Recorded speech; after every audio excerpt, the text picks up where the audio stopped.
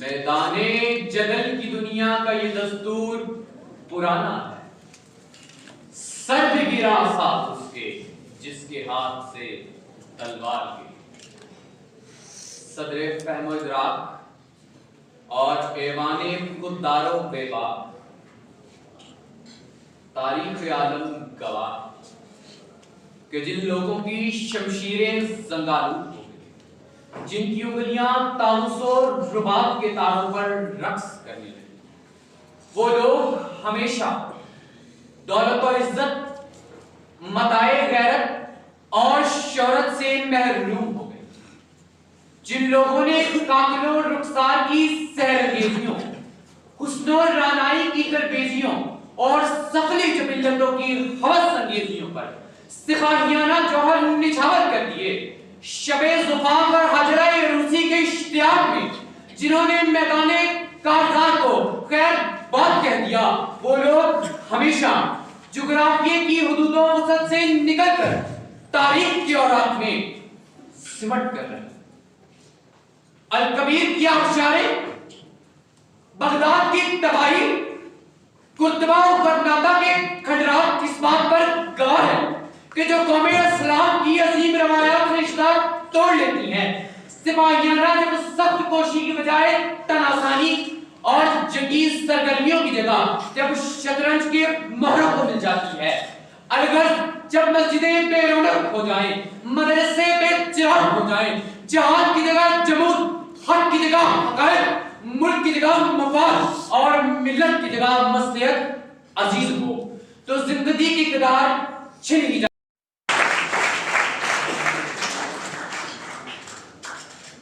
علی وقار اقبال محض لفظوں کے سوداگر نہیں، بلکہ بے حمیتی کے طلسم کو توڑ کر مسلمانوں کو عمل کی شاہراہ پر گامزن کرنا چاہتے تھے. انہوں نے مسلمانوں کو ان کا پرشکو ماضی یاد دلایا کہ وہ تمہارے ہی آباء و اجداد تھے جو عرب کے صحراؤں سے اٹھے اور زمانے بھر کو زیر و زبر کر ڈالا. کائنات تسخیر کرتے کرتے بین ظلمات اپنے گھوڑوں کے سموں تلے روٹ ڈالا. توحید خداوندی اور عشق مصطفی کا پرچم اٹھا کر جب وہ لوگ آ گئے تو فتوحات ان کے قدم چومنے لگی.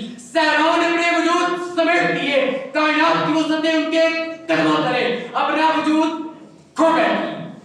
یہ غازی یہ تیرے پراسرار بندے، یہ غازی یہ تیرے پراسرار بندے جنہیں تو نے بخشا ہے ذوق خدائی. دو نیم ان کی ٹھوکر سے صحرا و دریا، سمٹ کر پہاڑ ان کی ہیبت سے رائی.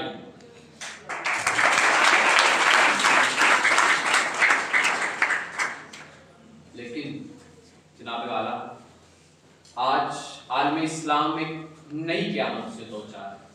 ہم نے اتحاد و عالم اسلام کے تصور کو بھلا کر مصلحت کشی کو پسند کیا ہے.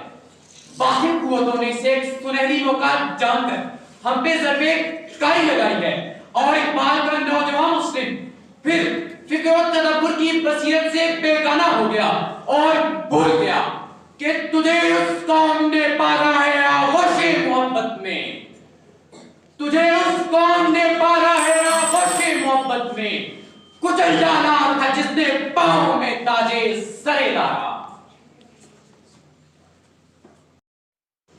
حضور نبی کریم صلی اللہ علیہ وسلم نے جن بتوں کو پاش کر دیا تھا، ہم نے انہیں پھر زندہ کر دیا ہے. حرص و ہوس، علاقائی جغرافیائی تعصب، لسانی اور رنگ و نسل کے بتوں سے ہم نے دلوں کے سنم قدرے آباد کر دیے ہیں. قدرت نے عالم اسلام کو ہر قدرتی اور معدنی وسائل سے نوازا ہے، لیکن ہم نے بزدلی اور کم ہمتی کو ایک مرتبہ پھر اپنا شعار بنا لیا ہے.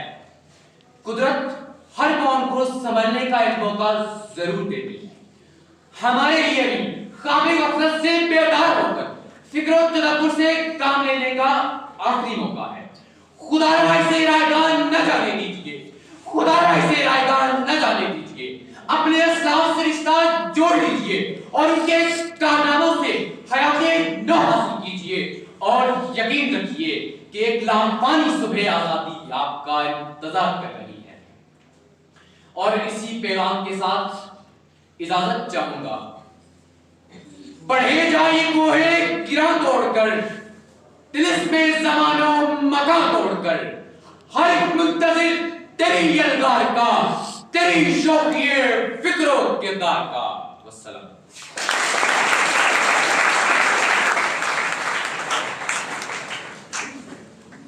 मैदाने जदल की दुनिया का ये दस्तूर पुराना है, सर भी गिरा साथ उसके, जिसके हाथ से तलवार गिरी। ये थे master Abdullah Ghazi Khan. I request our literary society to compile the results. Till then, I invite our young, excited and energetic emerging speaker, अब मास्टर अब्दुल्ला तैयब। आपका मौज़ूए सुखन है